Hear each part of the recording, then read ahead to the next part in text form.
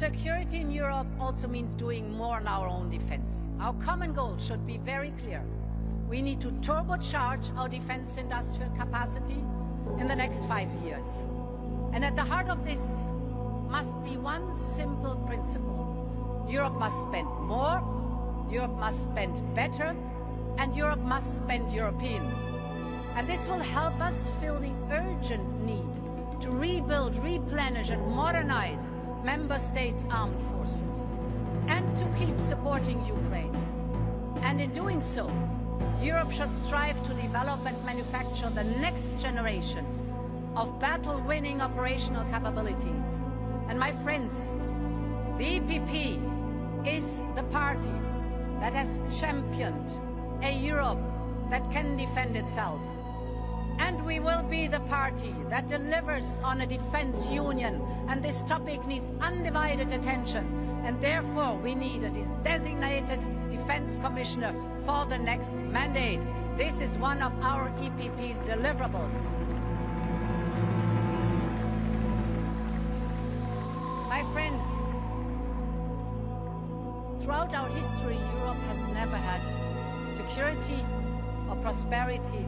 Madam President of the European Commission, you have expressed with great eloquence all your contempt for the working class in Europe today. I know that you earn 30,000 euros per month, but do you know that today in Europe 30% of people have to skip a meal because they don't have the money for 3 meals a day? Do you know that 46% of Europeans are afraid to turn on the heat and don't do it? They stay in the cold. More than 100 million Europeans are at risk of poverty. And what is your record? What's your record? Have you blocked energy bills? No. Have you taxed millionaires? No.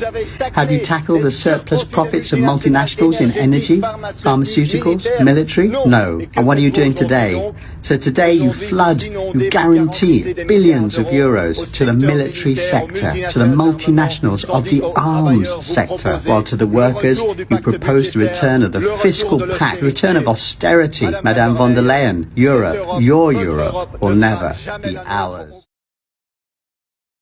Gentlemen, can you please listen to your colleague? To understand the role of Germany, one needs to start with the basic question. What sort of political system is the European Union? And I submit it is a combination of an oligarchy and a tyranny of the majority. The Parliament functions, of course, as the tyranny of the majority, and the Commission is a typically oligarchic institution, unelected, with limited democratic legitimacy and having an unquestionable lust for power. And as far as I could understand you, Mr. Chancellor, you want this body to have even more power. But the pillars of European oligarchy are the big guys among the member states. And the biggest is, of course, Germany. The big guys do what they want, never bother to consult anyone, and call it leadership. And with the voting system in the Council securing their interest, there is little chance they could be outvoted. Of many sins that the German governments have committed, let me mention 2. The migration crisis, when Germany single-handedly opened the EU borders, and recently the energy and security crisis, which resulted from its having a long and murky tradition political romance with Russia. Today, the German politicians beat their breasts and promise to be good boys in the future. Well, the problem with the big guys is they can promise anything, and repentance as easy for them as it is inconsequential. When I hear that the best option would be the gradual abolition of the veto and the abolition of the veto in foreign policy, I simply cannot believe my ears. The Russian policy was the most spectacular disaster of the EU's big guys. And those who are most responsible for this want to have more power in foreign policy. The logic behind it boggles the mind. The more we screw up, the more power we want. The logic would be the reverse. Because you screw up so much, you should be kept in check for as long as possible.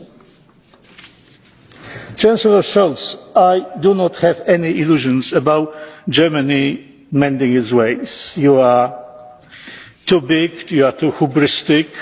Especially lately I read your statement, and I heard something like this today also, about Germany taking responsibility for the EU. Just a matter of interest, if you could satisfy my intellectual curiosity, where can one read about German responsibility for the EU in the treaties?